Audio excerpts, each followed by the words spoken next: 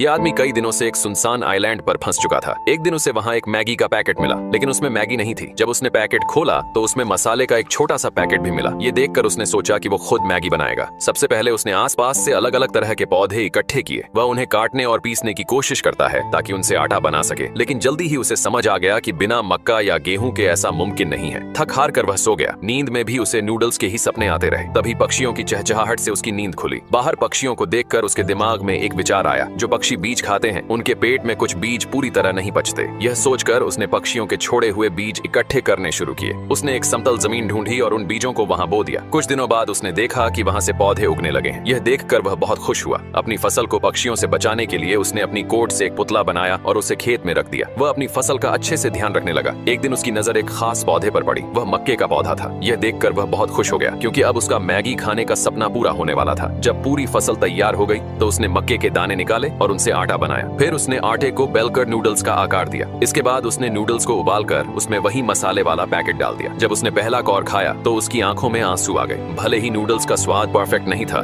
लेकिन उसमें उसकी मेहनत और जिंदा रहने की जिद झलक रही थी।